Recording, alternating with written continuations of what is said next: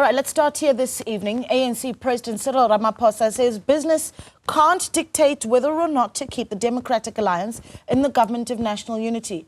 A fellow member, the DA, voted against the budget and has since approached the courts to halt the VAT hike.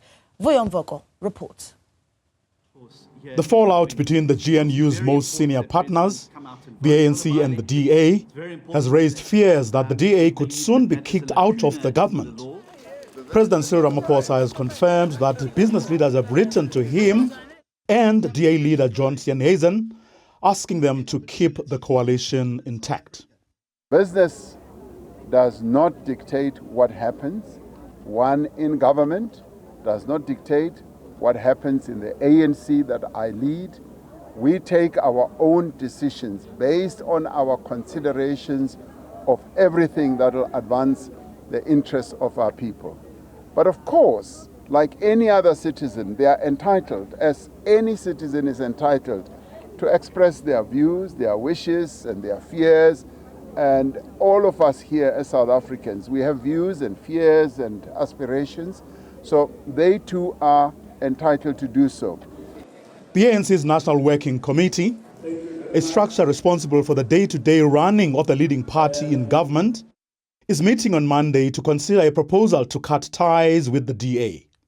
We have never depended on them for anything. We invited them like all other parties, and in the GNU, we depend on all parties of the GNU. That's why we have a statement of intent, because we want all the parties in the GNU to work in terms of that statement of intent. So we are expecting that parties in the GNU should move together, to work together.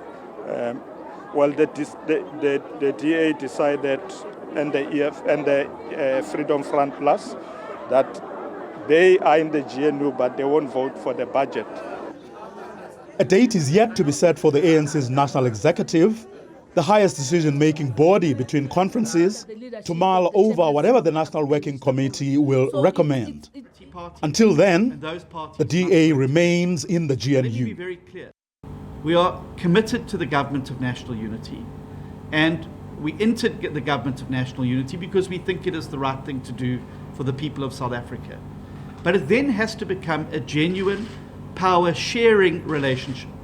It cannot simply be that one party says to another party that consensus means you agree with everything we put on the table and you don't agree with anything that we don't agree with anything you put on the table.